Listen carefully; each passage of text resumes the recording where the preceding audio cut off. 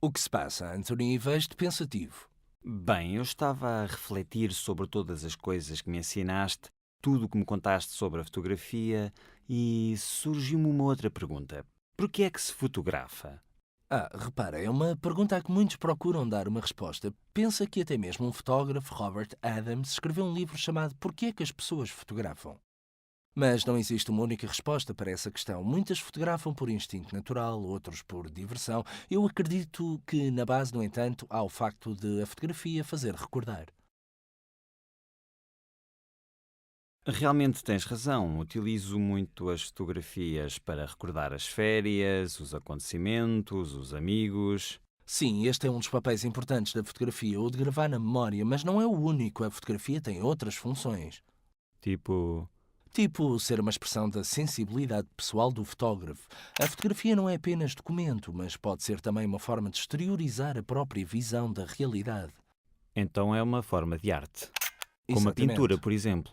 Não propriamente como a pintura, porque repara, o pintor ou o escultor podem reproduzir uma cena ou fazer uma escultura sem que tenham necessariamente essa ligação direta com a realidade, que, pelo contrário, é necessário para o fotógrafo. Uma fotografia surge sempre de uma cena realmente ocorrida e na qual o fotógrafo estava presente naquele momento. Na pintura, isto muitas vezes não ocorre porque o artista também pode pintar uma cena que não aconteceu ou que tenha ouvido dizer, que ele tenha imaginado.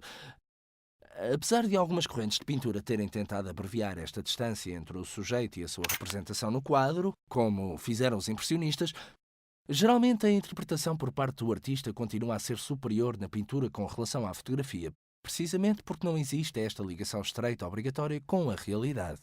Assim, se a relação entre a realidade e a fotografia é de tal forma próxima, qual é a margem de criatividade que posso ter como fotógrafo?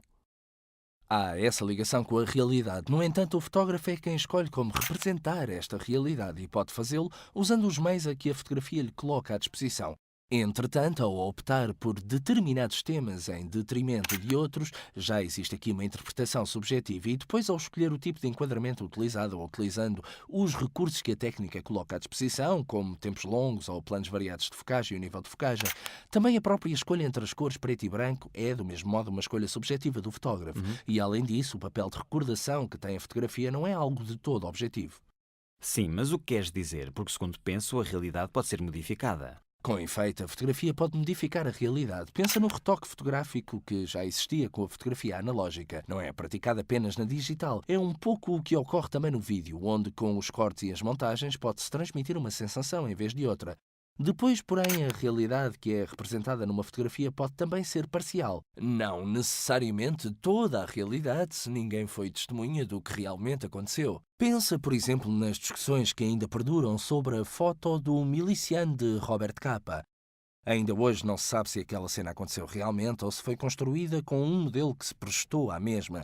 Assim, em suma, é preciso entender se a realidade realmente é aquela ou se apenas é a representação transmitida pela fotografia. Muitas vezes a legenda pode mudar a interpretação que é dada a uma imagem. Sim, certo. Assim estamos a falar sobre a modificação da imagem, não da própria realidade. Estamos a falar da modificação de uma imagem. Sabes que a realidade muitas vezes pode ser construída artificialmente para transmitir uma imagem Certo, fotográfica. então estás a dizer-me que não se deve confiar em nada. Não, isso é talvez um pouco excessivo, mesmo que a fotografia tenha na recordação um dos papéis mais importantes, como já disse antes.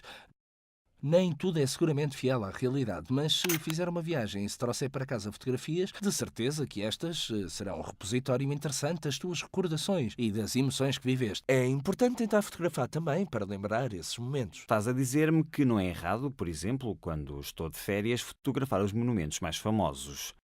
Não, deves ter o cuidado de procurar os teus próprios objetos. Não tens necessariamente de fotografar o que é mais famoso ou o que todos fotografam. Deves ter um olhar atento e procurar os objetos que te transmitam emoções e tentar relatá-las nas tuas fotografias.